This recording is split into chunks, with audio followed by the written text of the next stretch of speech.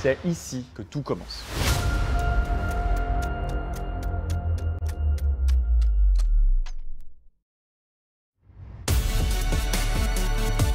Bonsoir à toutes et à tous et bienvenue pour cette deuxième soirée de Division 2 de League of Legends, la scène française, toujours évidemment pour le plus beau des spectacles, pour l'ascension des légendes.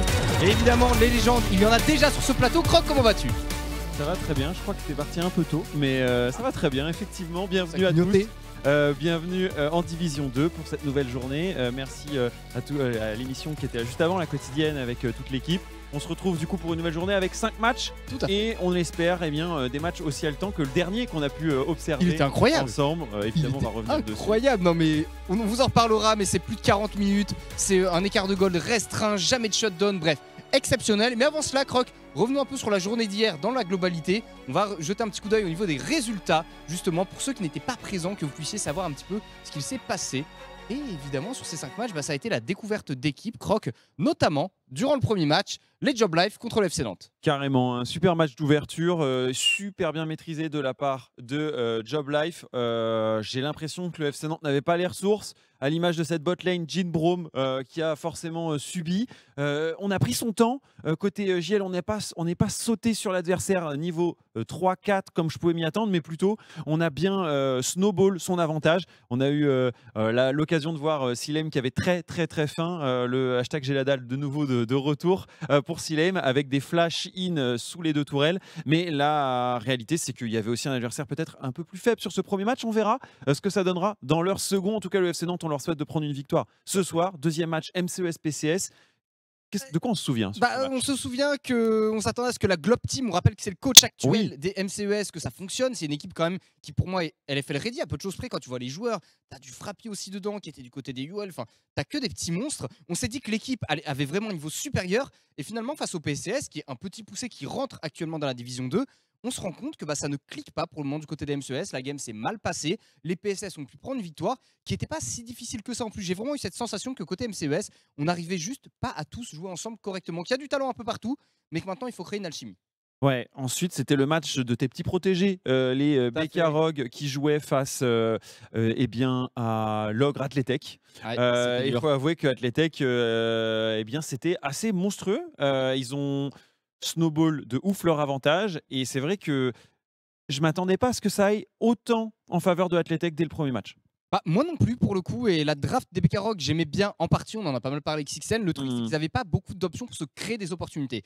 On rappelle, ils avaient du GP, ils avaient de la G, oui, c'est vrai. Ils avaient du Corki, et en support, ils avaient une Lulu. La seule opportunité de tanking, engage ou autre, c'était uniquement un Xin Zhao, et ça reste très limité malheureusement. C'est-à-dire que si tu veux faire quelque chose, tu cours vers les adversaires. Sinon, ta seule autre option, c'est le siège offensif. Et il faut déjà être en siège offensif par rapport aux opposants. Donc c'était difficile. Et forcément, côté Athletech, par contre, c'était du hors et tout. C'était engage, boum, boum, boum, tout droit. Ouais, une autre génie qui a eu des difficultés pour commencer, c'est BGenius qui a fait face à la tornade. La tornade, elle s'appelle... C'était dur.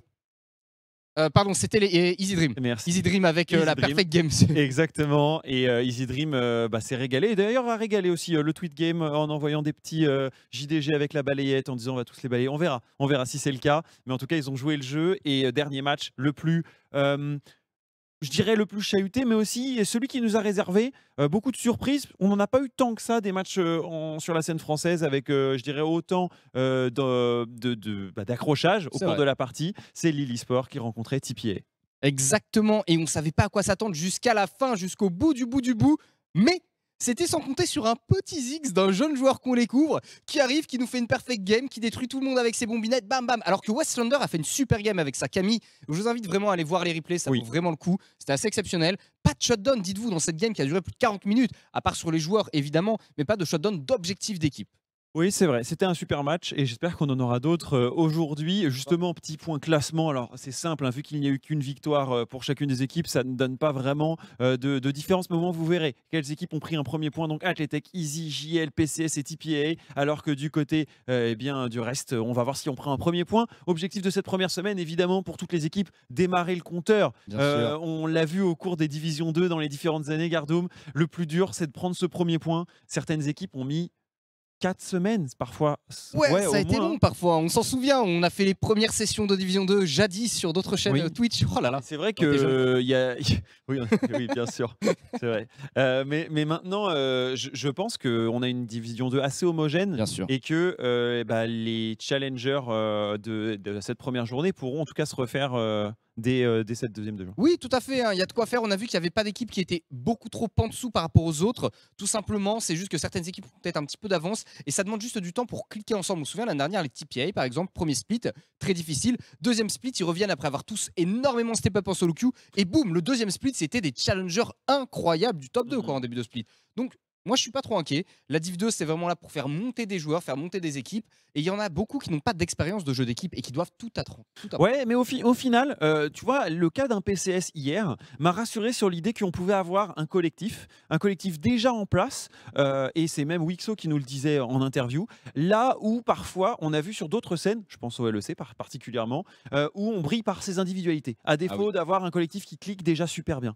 Et ça montre que des équipes de notre niveau en Division 2 peuvent créer des exploits collectifs dès le début, plutôt que d'attendre qu'un des joueurs place la bombe à 1000 de dégâts. Et je ne pense à personne. Non, non, du tout. Personne n'est ciblé, tout va bien. Mais c'est vrai que les super teams, ça ne fonctionne pas toujours dès le début parce que chacun veut mettre un petit peu sa sauce et quand il y a trop de sauce dans un plat, il est beaucoup moins bon, beaucoup moins coûteux. Je vois où tu veux en venir, mais on reparlera des équipes de plus haut niveau par la suite. Je te propose qu'on aille regarder justement le planning de cette nouvelle journée avec le match de la semaine en plus qu'on va pouvoir déguster puisque tu parlais de plats en sauce. Ce sera JL TPA qui sera à 21h. Ça, c'est notre match 4 de la journée, mais on commencera par un PCS contre Lille qui risque d'être assez haletant.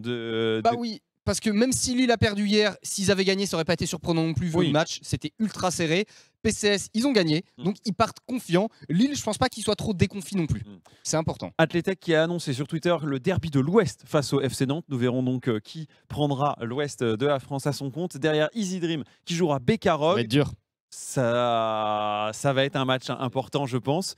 Et derrière, le match of the week, JL contre les TPA. Et enfin, MCES contre BGNews. Un match peut-être de la peur après, je dirais, ce premier... En fait, il faut se rassurer pour MCES. Et si BGNews arrive à faire tomber MCES, ça sera, je dirais, la mésaventure pour commencer pour les Marseillais. Que si BGNews gagne face à MCES, ça devient dangereux pour Marseille. Pourquoi? Parce que BGNews, c'est beaucoup de débutants. Des petits gars adorables, vraiment pas de soucis, mais des débutants. Et c'est un BO1. Et c'est un BO1, donc ça peut arriver. Mais je pense que s'ils perdent, Glopo il va aller voir ses joueurs. Ça va être la petite claque de bon fonctionnement derrière la tête, voire plus. Je ne sais pas quelles sont les méthodes employées, mais on en reparlera. J'ai quelques stats pour toi et après j'aimerais parler d'un joueur que j'ai envie de vous mettre un peu plus en avant. Vous me connaissez, moi j'aime bien justement les histoires de joueurs. Mais avant ça, une petite stat, 50% des dégâts pour son équipe dans une seule game. Qui a fait ça, Gardoum? Evan. Non. Ah, mais c'était un Victor. C'était un Victor aussi et c'est pas Evan. Ça peut être qui a fait 50% des dégâts? Attends, il n'y a pas eu 12 000 victoires hier non plus. Non. C'était contre l'équipe, ton équipe du moment. Non, non, je veux pas savoir. Je veux pas entendre ça, jamais. C'est Pac, bien sûr. Il disait qu'il avait égalé, même surpassé son précédent record qui était de 40% des dégâts dans une équipe, dans une team compétitive. Il est fort, Pac. 50% avec Victor, voilà ce que peut faire le champion. Avec le petit boost en plus du first strike, un champion qu'on risque de voir encore dans la fête de l'invocateur parce qu'il est souvent pas ban et pris en première rotation. Donc on verra un peu ce que ça donne. Parce que c'est un excellent blind pick qui marche bien dans la méta. On rappelle, la méta, il y a des mécaniques de shutdown importantes. Du coup, c'est un champion à scaling. Il a une très bonne phase de lane, il est safe, le first strike marche bien. Et si la game se passe mal, tu vas scale et pouvoir prendre des shutdowns. Donc forcément, les champions late game sont très efficaces. Ouais, il me semble qu'il y a plusieurs joueurs qui sont encore immortels, donc on verra si au fil du temps et des matchs, certains tombent. Mais pour l'instant, on en a encore une dizaine. On les appelle les immourables. On laisse les immortels pour les ligues au-dessus et eux seraient les immourables. Moi, je pense qu'ils méritent aussi un peu d'immortalité. Mais il y en a un qui a fait évidemment la différence, c'est ce Ziggs. Combien de kills au compteur? Tu te souviens? 10 ou 12? Je crois que c'était 9 et 15, 12, 10. Je crois que c'était 9, 0, 12. Il a pas atteint les 10? Je crois que c'était. On demandera les stats, mais bon, dans tous les cas, ça c'était énorme, c'était incroyable. Pour le Ziggs. Et enfin, un champion qui a été pick à 2 reprises, ban à 3 reprises, mais qui a pourtant 0% de win rate. Viego. C'est Jinx. Jinx. Zut. Qui elle aura du coup. Je voulais pas l'accepter dans la tête puisque les BK ils l'ont joué. Voilà. Bah, évidemment, forcément, il y a des champions aussi qui se retrouvent dans des équipes perdantes. Mais c'est comme ça. Voilà, ça c'est pour la Jinx. On verra par la suite quels sont les champions qui du coup sont le plus prisés. On n'a pas vu beaucoup par exemple de Corki ou alors on a vu un, je Il y a crois. eu un seul Corki effectivement qui a été récupéré et c'était du côté des BK Rogue. Voilà. Il y a eu beaucoup de Xin beaucoup de Viego, Sixen l'avait dit, de toute façon c'est la méta de jungle. On a vu du Horn un petit peu aussi, du Gangplank, des pics comme ça. Faut voir un petit peu les Jhin sont aussi là très régulièrement, ils permettent des options et on a eu un pic exceptionnel, on a eu un Blitzcrank pour Zoelis. Et effectivement, et l'une des games les plus rapides de toutes les ERL, eh bien, c'était notre game du côté de Athletech, puisque non, c'était pas Athletech, c'est Easy Dream, non, la perfect. Easy Dream, exactement, puisque 22 minutes et 52 secondes, c'est très très très rapide sur le niveau ERL, encore plus avec cette méta où du coup on attend souvent la 30-35, la LFL, pour la comparaison, on est bien plus à 23-28. Donc c'est pour vous montrer un petit peu la différence. Voilà, c'était quelques petites fun facts que je voulais vous sortir à la fin de cette première journée. C'est parce que du côté de la Div 2, ils sont forts, ils ont un peu moins peur, quoique. Ils ont un peu moins peur, les premières games étaient un petit peu lentes, et plus on avançait dans la soirée, plus on voyait que les joueurs, ils avaient les crocs, vraiment, ils étaient là pour essayer de montrer qu'ils sont forts, qu'ils sont bons, individuellement et en équipe, et c'était plaisant, et j'ai vraiment hâte de voir cette soirée. Effectivement, un joueur donc on va observer durant cette soirée et que je voulais vous présenter rapidement, c'est Willens, parce que c'est le top laner des GL et c'est un des joueurs pour moi aussi incarnant cette division 2. Il a fait son entrée il y a déjà plusieurs années, c'était chez Unfazed à l'époque. Il était dans un roster qui était en difficulté, un roster qui s'est fait d'ailleurs remplacer quand Kameto Corp à l'époque est arrivé sur la division 2. Assez insane parce que on s'est retrouvé dans une situation où lui a dû laisser sa place à Adam, et on sait ce qui s'est passé avec Adam, un joueur qui est passé par la LFL, qui est passé ensuite par les championnats du monde. Et Willens a été mis un peu sur le banc. Alors contre son gré, mais ça faisait partie de la nouvelle équipe. À la suite de ça, il revient avec le FC Nantes, avec Isma à ses côtés en jungle, Peng, etc. Et c'est la belle histoire du Spring Split où il joue de façon pour moi un peu moyenne. En Summer, il devient vraiment un très bon joueur de top lane, celui sur lequel on peut compter.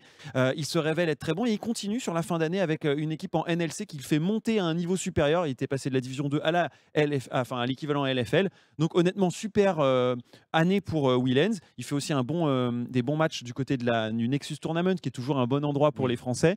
Et il revient dans une des super équipes de division 2 avec la Team JL. Donc voilà, pour Bilal, c'est l'occasion de cette fois montrer de quoi il est capable. Il y a de quoi faire, mais la Team JL, c'est un peu une team LFL ready, je veux dire. Tu revois les joueurs, tu as Manati dedans qui était du côté de la LFL, qui vraiment veut montrer en mode ok les gars, il y a une année qui a été un petit peu ratée, mais je vais revenir plus fort. Silem pareil, enfin, tu as beaucoup de très très gros joueurs, je trouve, dans cette division 2 dont il faut parler et qui vont pouvoir créer des histoires qui viennent un petit peu redorer leur blason comme Darlik l'a fait, j'ai envie de dire. S'il n'y avait pas des Tchekolades, des Reckless, des Codison dans notre ligue numéro 1, on aurait, je pense, plus de joueurs qu'on pourrait retrouver dans cette équipe GL. Je pense à Benasset particulièrement, par exemple, qui aurait pu avoir justement aussi une place si il n'avait pas forcément s'il n'y avait pas autant de légendes, parce que je pense que la LFL est une ligue des légendes. On se retrouve dans quelques petites secondes parce que le premier match va arriver. On va commencer du coup avec PCS contre Lille Sport. On me dit que j'ai encore un tout petit peu de temps, 50 secondes, parfait. Autant présenter rapidement ces deux équipes parce que j'ai un peu pris du temps sur Willens. PCS, une équipe qui nous a agréablement surpris pour l'instant. Oui, ça a été la première victoire hier de l'équipe PCS, justement un plaisir. Tamos qui revient sur la scène française, Amiral, le frère de Walou, les gros bibis, vous connaissez, Evan, le petit monstre de la mid lane, joueur de Atrox, mais pas que. Gros victoire hier. Godzi, pardon, et Wixo qu'on connaissait à l'époque au FC Nantes, c'est là-bas où on l'avait découvert. Exactement, Godzi qui a fait une pure game avec un Varus, un champion qu'on avait peu l'habitude de voir, qui a aussi été peu sorti sur la ligue. Je vous propose qu'on plonge sur Lille Sport hier, qui nous a délecté de cette longue game face à TPA, Westlander sur la top lane, Stormax, l'ancien GameWard Academy, Alan sur la mid lane et enfin Rift et Heimdall. J'ai hâte de voir ce que va proposer cette équipe, une équipe qui a récemment montré sa petite collab avec du coup je crois que c'est ça y est, je viens de l'oublier, Jules, voilà pour les habits, voilà, c'était assez stylé, je vous conseille d'aller regarder leur petite vidéo. On se retrouve. On part dans le draft. Allez, c'est parti, on va en draft alors, let's go.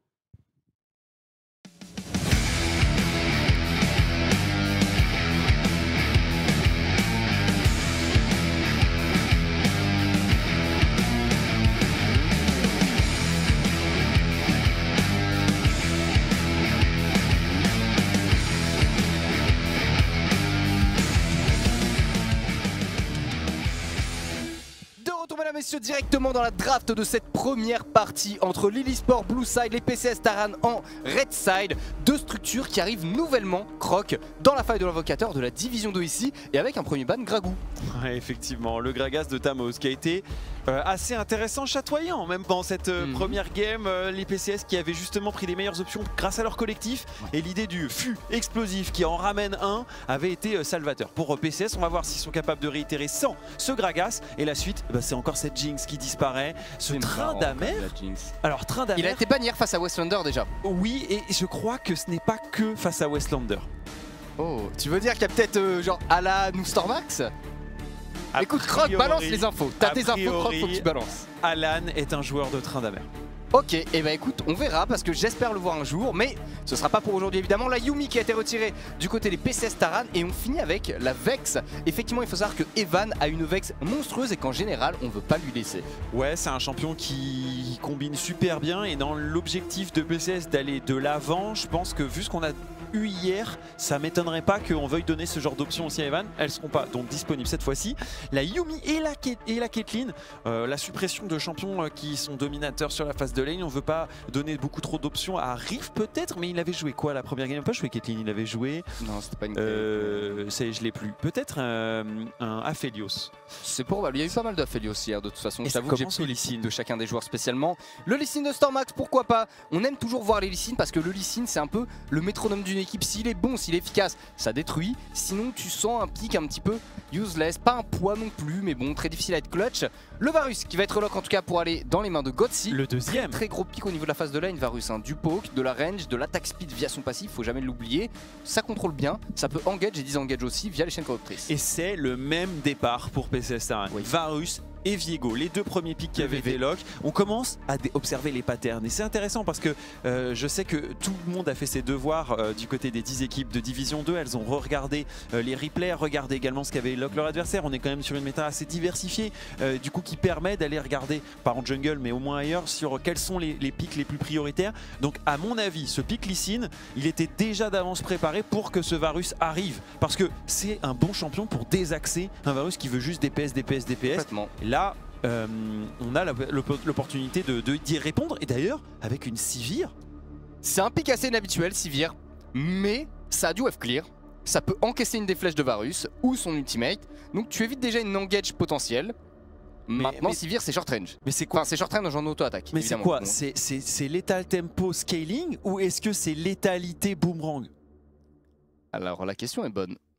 Parce que finalement, dans la méta dans laquelle on est, j'ai envie de te dire que le scaling, létal tempo peut être cool, mais quand tu joues avec une Syndra avec un Lee Sin, le fait de vouloir jouer létalité pour accompagner très tôt ton équipe est super efficace aussi à mon avis. Et je trouve que contre Varus, Victor et Viego, c'est parfait. C'est pas des champions dont la frontline est dominante, ou c'est pas avec des champions avec beaucoup d'HP. Alors quand Varus va avoir son shieldbo, ça va être difficile de lui entamer tous ses points de vie. Bien sûr. Avec ce stuff létalité, par contre, t'es ultra efficace à partir de 2 items. Et ton ulti peut te permettre d'aller charger un Victor ou un Varus qui n'aura pas la mobilité nécessaire. Ça peut pousser d'ailleurs à ce qu'on ait la suppression de champions qui peut justement apporter du soutien.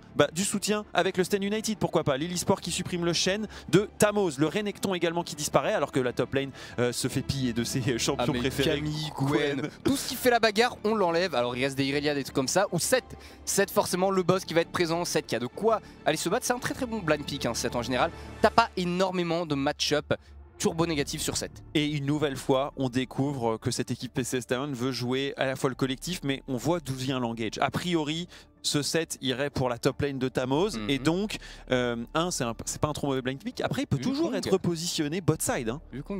C'est vrai que ça peut être un set super. Ça peut être un reste super flex, et c'est pour ça que le choix ici est très très bon. Je suis d'accord avec toi. Ouais, c'est un super R4, parce que de là, tu donnes pas beaucoup d'autres informations à ton adversaire qui est obligé de composer avec les infos qu'il a, et les infos, c'est d'aller placer le Wukong, Monkey King. Avec la Karma, ça me semble être une bonne option, parce qu'on parlait de mobilité, il en faut. En même temps, tu as Sivir, tu as Karma. Entre le mantra exaltation et le enchasse de Sivir, normalement, en termes de vitesse de déplacement, ça va. C'est un peu, c'est un peu ce qu'on avait vu dans LFL il y a quelques années, des Sivir Lux d'une époque, ou alors juste au niveau du poke, voire justement là Caitlyn Lux, là on a Sivir Karma qui fonctionne un peu dans le même style. Par contre, t'as pas trop le droit à l'erreur dans ces cas-là. Non, effectivement, il va falloir juke tous les grappes de Nautilus. On sait que Nautilus a une hitbox tout à fait acceptable, bien sûr. Globo nous l'a prouvé à de nombreuses reprises.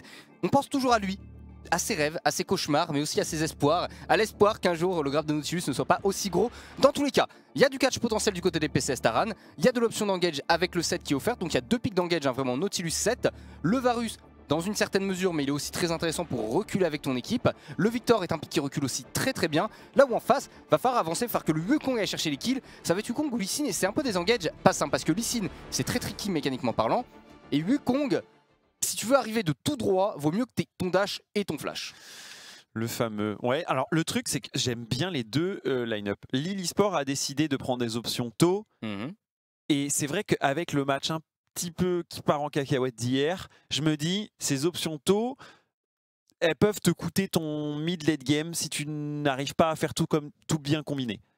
De l'autre côté, on joue avec un PCS qui veut encore jouer le collectif, encore temporiser la game et ensuite dépasser leurs opposants, tant en termes d'itemisation que de plays possibles avec Nautilus, avec Seth, etc.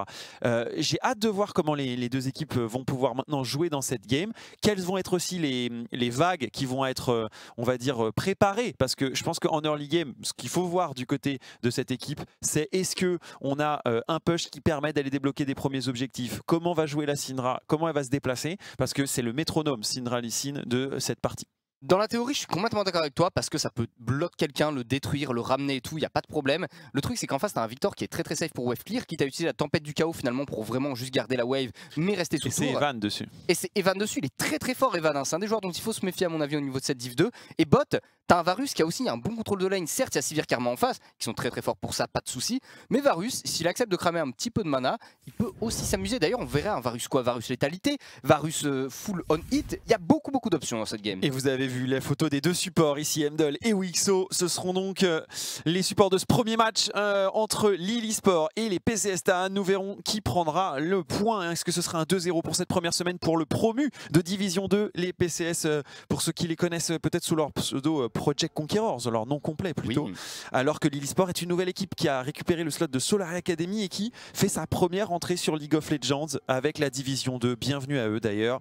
Après un match mouvementé, ils peuvent peut-être prendre leur premier point aujourd'hui. Il y a de quoi faire normalement, sans trop de problèmes. J'ai hâte de voir si le match-up au niveau de la top lane. Alors ils vont se battre vite fait une fois de temps en temps, mais sans trop pousser à mon avis. T'as pas envie d'être le joueur qui commence à plomber ton équipe. Là où il y aura peut-être les premières occasions, c'est sur un passing de Viego qui irait au niveau de la bot lane pour Amiral. Et finalement, tu as de l'engage, tu as le Nautilus et tu aurais aussi le lock potentiel de ce Viego. Donc il y a vraiment quelque chose à faire ici, peut-être sur la Karma plutôt que sur la Sivir. D'ailleurs, le grab qui va toucher directement, on va pouvoir mettre quelques dégâts avec la pluie de flèche. Et bam, Rift, 50% de HP, ça se retourne sur le boomerang. Il fait extrêmement mal, est-ce qu'on continue là? On va s'arrêter tout de même. Ouais, on a pris les golds sur cette première ward, peut-être un peu d'XP, on verra si ça fait la diff. Je crois pas que sur la botlane, sur une ward, ça fasse la diff, il me semble. T'es toujours obligé d'avoir tes 3 creeps, mais de toute façon, t'es obligé de concéder. Et c'est intéressant de voir que on prend l'agression du côté de Wixo et Gotsi, mais on a répondu super bien du côté de Lille. En plus d'avoir pris l'aggro, on voit qu'en termes de HP, on s'en sort bien. En même temps, les dégâts Q-Spell niveau 1 d'une Karma, c'est ingérable. La flamme persistante, elle est douloureuse. Sivir, faut pas oublier qu'elle a peu de range, mais du coup elle a peut-être un tout petit peu plus AD que Varus, ça ne me surprendrait pas. Et Varus, quand tu trades, t'aimes bien jouer avec le passif de ton Z, on rappelle qu'il fait perdre des dégâts en pourcentage de HP. Et aussi, les dégâts aussi que ça met de façon naturelle via les dégâts magiques, mais aussi son passif naturel qui fait que quand tu tues des creeps, prends des assists hauts, tu as de l'attaque speed bonus. Donc là en fait sur tous les bonus de Varus, il n'en avait aucun. Ouais, effectivement, Tamoz, car il s'est libéré de sa pression top lane pour aller poser une ward pour d'ailleurs révéler que Stormax a fait tout le top side. Une ouverture intéressante. Maintenant, comment il transforme l'essai justement de cette information? Qu'est-ce qu'on en fait? Normalement, on doit être plus prudent bot.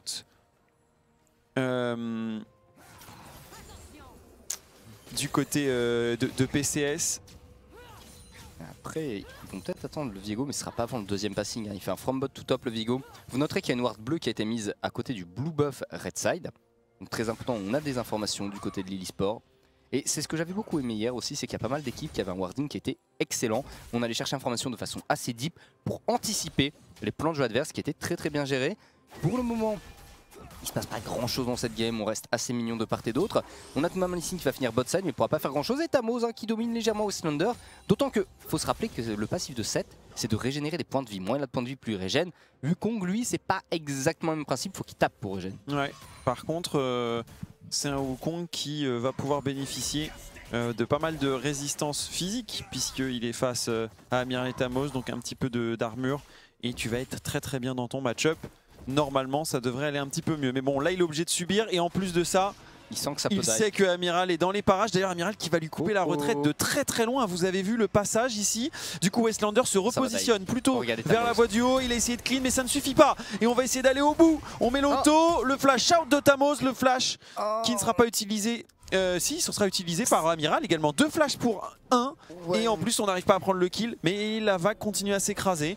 Je sais pas à quel point c'est important et intéressant pour Lille. En tout cas, j'ai l'impression que Westlander a fait le plus dur. Oh là, Stormax par contre qui arrive au top pour aller chercher Tamoz. Oh c'est trop. Il est pas vu Stormax, il est pas vu. Est-ce qu'il a un Haymaker? Tamoz évidemment pas pour le moment. Stormax qui prend le first blood et ça c'est un petit raté de la part des PCS. On l'a vu le move, Amiral il vient. Il y a le stun de la part de Tamoz qui était bien lancé, le casse-tête. Amiral il fait un flash, lock. Le problème c'est qu'à partir de là il n'a plus de flash pour aller finir le kill sur Westlander.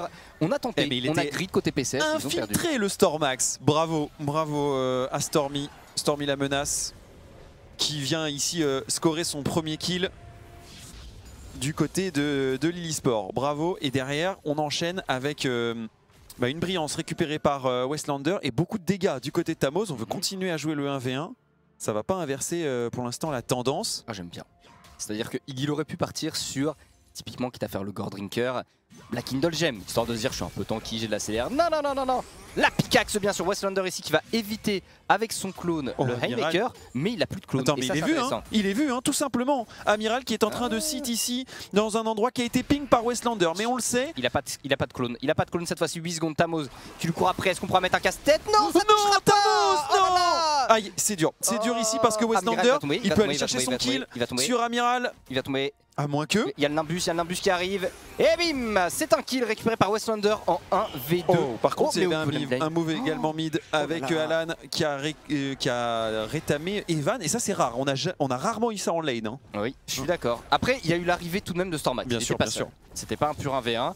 Mais tout de même, là, du côté des PCS, on est en train de mordre la poussière. Et bon, même s'il y a une chanson qui a ce nom-là qui est très sympa, pour le reste, c'est pas fou. Au niveau du top, on a une plaque pour Tamoz. On a 10 CS de plus. Donc, ce que Westlander a récupéré en termes de kill est compensé par le farming et la plaque de Tamoz. Maintenant, ça reste pas très agréable parce que Stormax, lui, a une vraie avance. Effectivement, et je vois que on a push pas mal sur la bot lane, donc on commence à essayer de créer un petit écart, surtout avec l'abatteur du côté de Rift. Et on parlait tout à l'heure de l'itémisation. Pour l'instant, Rift, il nous révèle qu'il veut jouer jeu de jambes, donc de la régène en lane pour pouvoir à la fois continuer de mettre beaucoup de pression, à la fois augmenter sa mobilité. Je pense que Rift, avec ce starter, est plutôt parti sur un classique build plutôt qu'un létalité. Hein. On veut jouer parfois moisson noire ou en tout cas sur l'arbre de domination. On verra de toute façon la vérité dans quelques temps, quelques minutes. Le premier dragon, c'est un dragon X-Tech. Si vous avez vu, merci Frost de nous être passé dessus. Premier dragon X-Tech, alors il donne l'accélération de compétences et de l'attaque speed. C'est jamais désagréable en termes de statistiques. Maintenant, ce que j'ai hâte de voir, c'est la map qui va se débloquer plus tard. Mais bon, on n'y est pas encore. Regardez Stormax. 2 kills, 44 CS et donc 2900 gold de générer à 7 minutes de jeu. Ça lui permet d'être pas très loin de son premier item. Et là où il va passer, s'il touche son Q-Spell, ça va faire très mal. Parce que je sais qu'il a un ulti là encore de disponible, sa rage du dragon, qui peut à tout moment partir. Le bac du support ici, ça va laisser pas mal d'options normalement à la botlane. C'est là que je veux voir Karma, et j'avais trouvé ça très bien vu dans la game d'hier, d'une Karma qui passe entre la mid lane et la top et la botlane, parce que là en vrai il n'y a pas vraiment besoin que Heimdall soit bot en réalité. Non, clairement Rift il pourrait être un petit peu solo en théorie, tant qu'il n'y a pas le niveau 6 et la grenade AS. Il a 6, il a flash, il a jeu de jambes. Honnêtement, ça suffit pour que la Karma ait des options à passer mid. En vrai, tu passes mid, tu lui mets un Q-Spell max à Evan, tu reviens bot, t'es trop content hein, si t'es mid laner. Hein. Alan, il peut que être très content. Oui, parce qu'il faut pas oublier que la flamme persistante, en plus de ça, ça ralentit légèrement. Et une fois qu'Evan est ralenti, la Sphère dispersion des faibles de Alan, elle est pas Sphère. très compliquée à toucher en théorie, mais c'est Wixo qui fait sa rotation au niveau de la mid lane. Au cas où, on se méfie du côté de Alan, ça permet un reset de part et d'autre de la mid lane. Et on va pouvoir récupérer le Carapateur topside, Croc, et peut-être commencer le Herald. Ah, quoique, Emdal. Ok, ça ira, on enlève la ward, du coup Stormax n'est pas vu sur la voie du haut. Mais il y a ce héros de la faille qui est potentiellement à faire. Et si vous regardez en cross map, voilà Amiral qui part faire le dragon. Alors, petit dragon tranquille, mais j'ai l'impression que ce dragon contre Herald, moi je suis plutôt fan de la team Herald en général. Je suis d'accord, en early game comme ça permet d'avoir des plaques. Un Herald en théorie en early game c'est 420 gold. 100 parce que tu tues les héros de la faille et c'est minimum 2 plaques. Bien joué vraiment Tamos. Tamos qui s'est bien écarté ici du Q-spell de cette Karma qui récidive avec Stormax. On veut lui mettre la totale à Tamos. C'est pas si simple à dive, surtout quand il y a encore l'ulti et qu'il y a le flash. On va voir s'il est aussi bon coup d'heure sur un Gragas. Pour l'instant, mais le Haymaker, mais impossible de se sortir de ce trépas. Emdal qui s'en sortira et donc on va prendre de la plaque. Un maximum de plaques normalement. Et peut-être même la tour. Ah, ils prennent la tour là, ils prennent la tour en théorie. Hein. Tu fais tomber 2 plaques, puis tu mets le héros de la faille et le temps qu'il pop, en fait, tu fais perdre quasiment une 3ème plaque et le héros de la faille termine la tourelle. C'est comme ça que ça se joue avec le héros de la faille. Voilà, 2 plaques prises, héros de la faille invoqué, tu continues de taper, tu fais tomber. Oh, attention par contre, le flashing directement de la part de Amiral. On a encore le cœur brisé de Amiral qui va récupérer le corps de son opposant direct. Est-ce qu'il peut aller plus loin? Il a évidemment un red buff. Nouveau cœur brisé de la part de Amiral. On chase sur Stormax. Finalement, on ne pourra pas placer le stun. Stormax qui essaye de se déplacer tant bien que mal au milieu des creeps. Stormax, est-ce qu'il peut le faire? Il pourra toucher l'onde sonore. Stormax, il n'y a pas de creep rouge pour l'instant. Amiral qui veut se battre. L'onde sonore de la part de Stormax. Il pourra revenir. Un stun peut-être. On attend. Ça se joue au skill Croc ici. Stormax qui veut absolument bait son adversaire. Oh, si ça touchait ça, Amiral pouvait succomber. Alors, la bataille, regardez la bataille, c'est Stormax Stormax qui va finir. Et oui, il avait un peu plus de stuff et il a été aussi plus intelligent. Alors que par contre, Godsey et Wixo règlent leur compte avec Rift et Emdal. Ça peut repartir sur une game longue. Écoute, une game type Lily Sport quoi. Oui, exactement, l'e-sport n'aura peut-être pas de game facile. Pour l'instant, on a Stormax d'un côté, monstrueux, 3-0-1, Goldrinker de compléter, alors que Rift ici tombe, Godsey prend pas mal de gold, regardez les plaques, regardez ce qui s'est passé bot lane, ça se passe super bien pour Wixo et Godsey. Ah oui, clairement, c'est un plaisir pour eux le 2-0. Oh là, par contre, est-ce qu'ils peuvent réellement le faire? Non, Westlander gagne. Westlander gagne tous les jours. Oh, le juke de la part de Westlander, c'était excellent ça pour éviter le haymaker de Tamos. Il peut plus faire grand chose. Tamos, Amiral qui va venir gratter le kill. Est-ce qu'il peut y aller? Amiral, il faut aller un peu plus loin, mais il n'a pas le cœur brisé. En vrai, avec Divine, il peut presque le gérer. Hein. Ah oui, non, c'est dangereux. Sans cœur brisé, Amiral, il peut pas y aller. C'est pour ça qu'il s'est arrêté. Bon, qu'est-ce qui se passe? Westlander et Stormax sont en train de carry la game du côté de l'e-sport. Il faut juste éteindre l'hémorragie bot. Regardez ici ce qui se passe. Les auto-attaques. On a complètement cessé la civire adverse, le flash et la flèche magnifique de la part de Godsey. Oh, flash et flèche. Ouais. C'était joli. Merci. Je tente des poèmes et des haïkus. Flèche en plein cœur. Ouais. Flash qui fonctionne. Adversaire mort. Allez, Van en tout Ok, cas c'est qui a sa peut-être pas couronne le- pour le moment.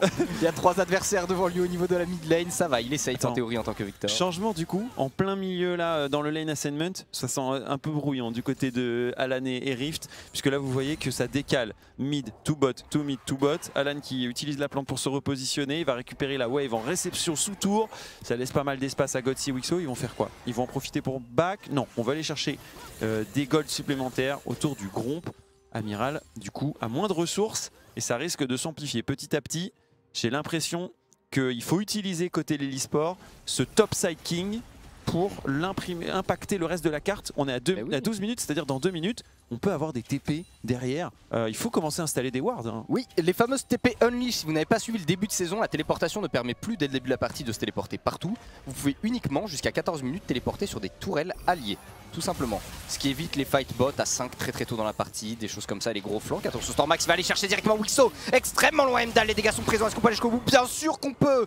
4-0 pour Stormy. Ouais, Stormy, il est sur une très grosse game. Et derrière, on met un cyclone sur Godsey. Godsey qui évite et qui va pouvoir s'en sortir. Magnifique juke de la part du jeune portugais. Mais ça ne sera finalement il a la vie sauve, mais c'est pas le cas de sa tourelle. Alors que Alan fait face cette fois-ci à Victor, et là ce n'est plus le même Victor évidemment parce qu'il a la crown. Et vous le voyez, la réponse en dégâts de Alan est négative. Victor qui a la crown, alors qu'habituellement c'était crown qui avait Victor à l'époque. Oui, c'est vrai, c'est vrai. Oh, mais Croc, tu te rends pas compte des mots de génie que tu sors parfois. Un Victor sans couronne, c'est pas vraiment la même chose, on le voit. Pour resituer un peu, Crown c'était l'ancien joueur de Genji, champion du monde, qui jouait énormément Victor. Voilà. Exactement. Et après il est parti aux États-Unis. Oui. Pour emmener l'équipe immortale dans son sac à dos. Exactement, il n'a pas été immortal longtemps, je crois. Non, mais bon, il a ni tenté dans la tant bien que faille, mal. ni hors de la faille. En tout cas, celui qui ne va pas être immortel longtemps non plus, Croc, ça va être le dragon, deuxième dragon de la game, et ça va être un dragon des nuages. Ce qui veut dire qu'on aura une map infernale, Chemtech, ou océan, ou montagne. Ouais, non, ça commence à faire beaucoup d'âmes potentielles en fait maintenant qu'il y en a 6. Clairement. On va voir comment ça se résout cette situation. Stormax qui en plus s'offre eh bien cette mid lane, une petite vague de plus. 4-0-1. On en parlait tout à l'heure, l'ancien Gameward Academy, seul représentant de Gameward Academy. Oui, parce que pour ceux qui n'ont pas suivi au niveau des règles Riot, il n'y aura plus d'équipe. Attention, Alan ici qui se fait attraper par Amiral. Est-ce qu'on peut réellement prendre le 1v1? Bien sûr, il est invisible. Amiral, le stun qui va toucher de la part de Alan. On a un flash disponible, le saut éclair, le déferlement de puissance. Il était beau ce move. Ça fait mal, ça tout de même. Oh, par contre, il fallait pas revenir, Alan, parce que là, c'est la mort directe. Amiral qui règle son opposant. Alan qui a grid en vrai. Il fallait pas y retourner. Je comprends que c'est alléchant. On l'a vu low life, mais Amiral a de meilleures armes que toi. Et du coup.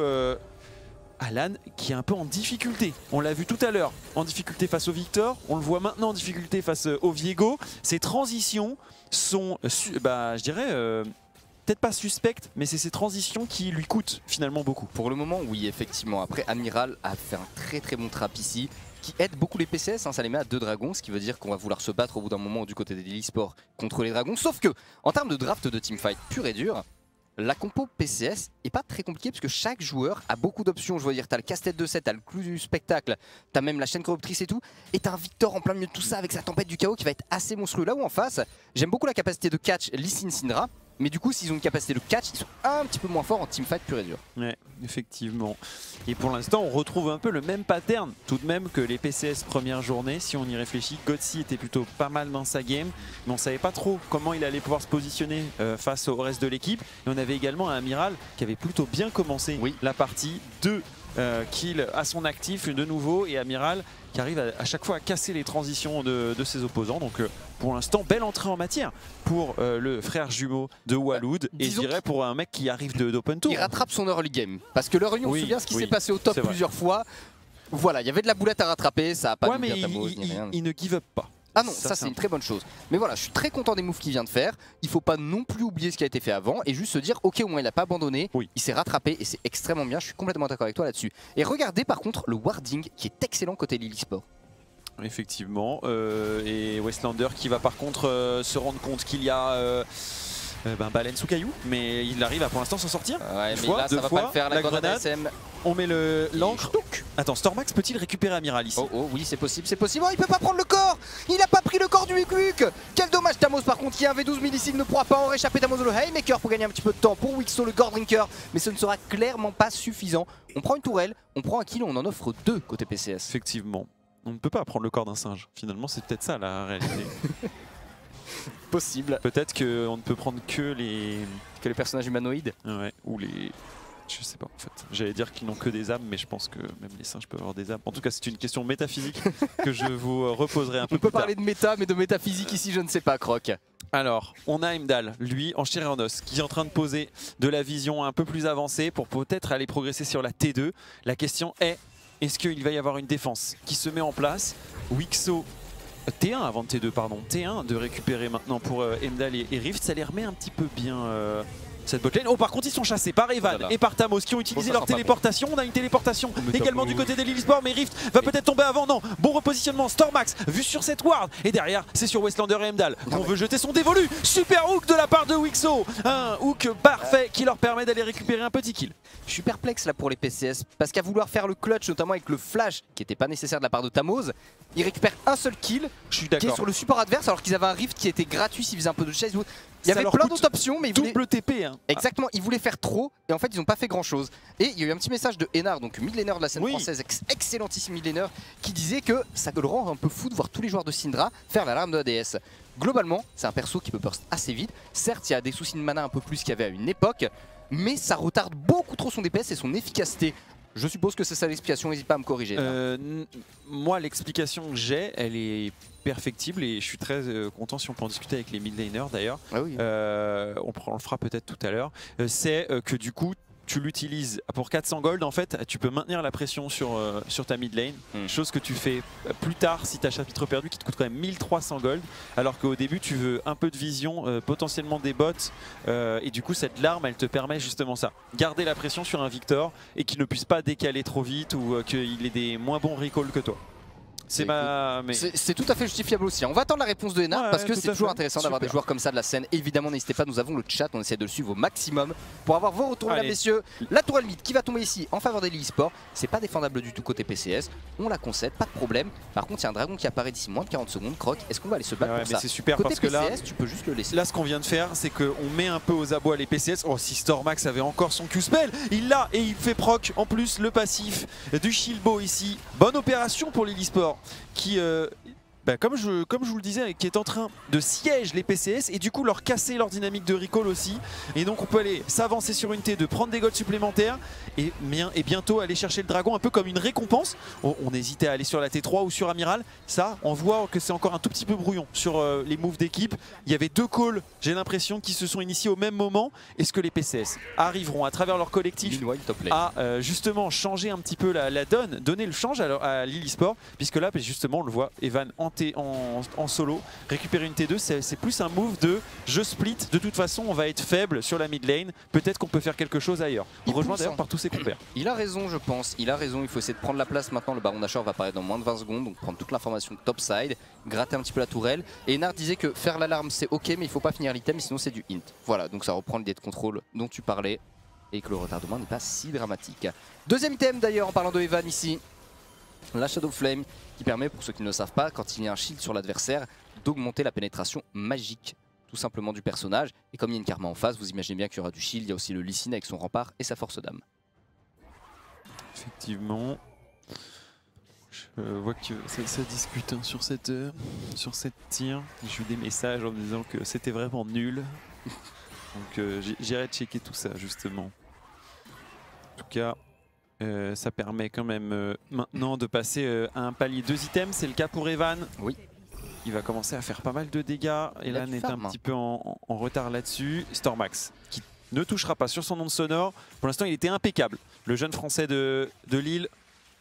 J'aimerais bien voir les golds s'il te plaît Frost pour jeter un petit coup d'œil où ils en sont parce que Evan il est certes à 0-1 mais il a beaucoup de farm. Au niveau de la botlane Godsey, voilà, 8600 gold Godsey, 8300 du côté de Rift et au niveau du mid il y a un peu plus de gold pour Evan. Il n'y a qu'en jungle finalement où c'est Stormax qui a les gold et c'est un problème. Pourquoi? Parce que c'est un Lee Sin, alors ça peut carry Lee Sin mais bon c'est pas si simple, le pick n'a pas un scaling easy, il faut vraiment être mécaniquement excessivement fort. Donc pour l'instant Stormax il doit absolument transférer son avantage vers ses alliés et c'est plus difficile qu'il n'y paraît. Oui, en solo queue c'est vrai que c'est des Lee Sin qui sont souvent non pas sur Gordrinker mais plutôt sur l'Eclipse et qui jouent à Axiomatique avec l'idée de pouvoir carry sur les moves. Ouais. Mais là la problématique c'est que il joue plutôt défensif, il est très fort à cet instant de jeu. Maintenant il va falloir qu'il fasse passer justement ce flambeau à Rift, à Alan. Voire à Westlander dans un sens, qui à 2 avec Stormax pourront être les combattants de l'extrême dans les teamfights. D'ailleurs on va prendre de la liberté topside, mais pour combien de temps encore? Il faut le temps de garder la vision en fait, c'est vraiment une bagarre actuellement de vision, de dissuasion. Parce que tu as toujours envie de savoir ce qui se passe vers le Nash, pour être sûr que les adversaires ne le fassent pas. Et en même temps, il faut s'avancer en groupe. Et là, on regarde d'ailleurs les PCS qui remontent à 2 vers la mid lane. Ensuite, il faudrait à mon avis se regrouper pour récupérer la vision vers le Nash. Et ça va se battre juste pour la vision, jusqu'à ce qu'il y ait le prochain dragon. Et ensuite, ce sera une bagarre au dragon. S'il se passe quelque chose avant, c'est bon que 2 joueurs se sont rencontrés en mode il a posé noir, j'ai posé noir, on s'est battu, qui a gagné? Ça peut annoncer la fin de la game, mais on n'y est pas encore pour l'instant. Reprise de contrôle, vous avez le jungle plus le support, la classique, et on renvoie Tammuz au niveau de la botlane puisqu'il a la téléportation. Petit back, ouais. Je joue de la guitare quand il back Amiral. Ouais. Enfin Amiral, avec ce skin. Diego quoi. Ouais. Avec ce skin, oui. Et c'est le plus beau des skins d'ailleurs, parce que j'aime pas trop celui lunaire. Je suis un peu moins avec les cornes du Viego. Celui-ci est très stylé. Allez, on rentre dans la jungle de l'adversaire. Une nouvelle fois, j'ai l'impression que c'est quand même Lille qui dicte le jeu.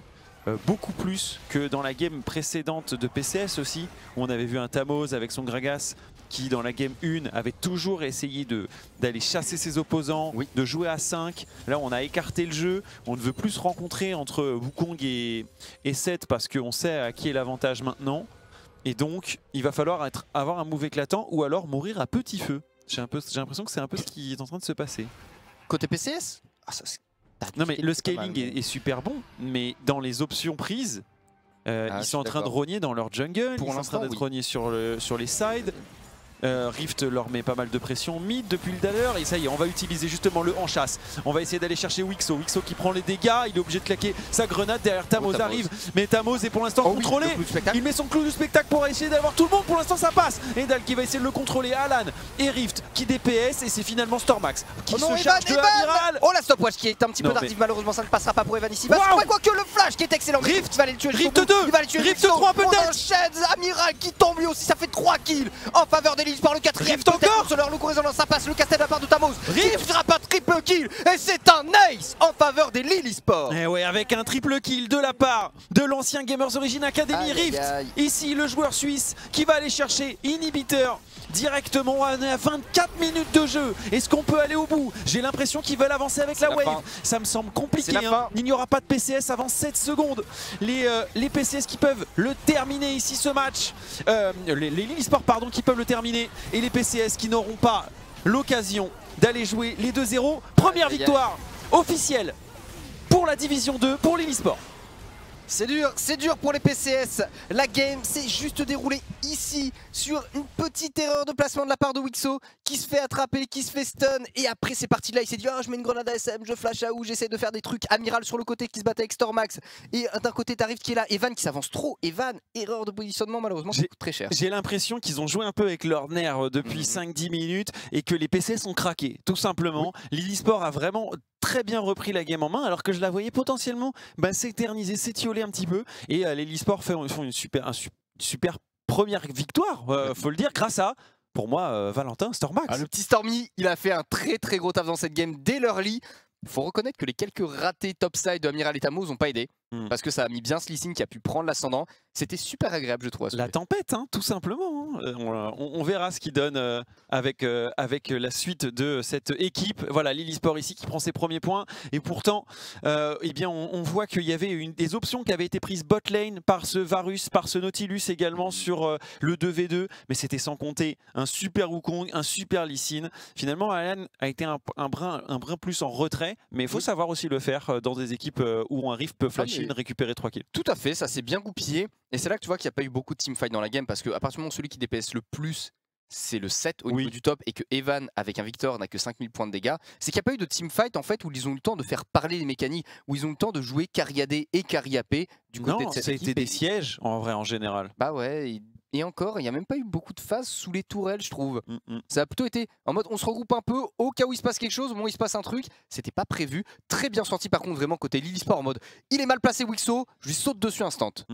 Et on me dit que c'est bien Stormax qui prendra les puntos de MVP, le full life MVP de ce match. Évidemment, rien d'autre que lui en même temps.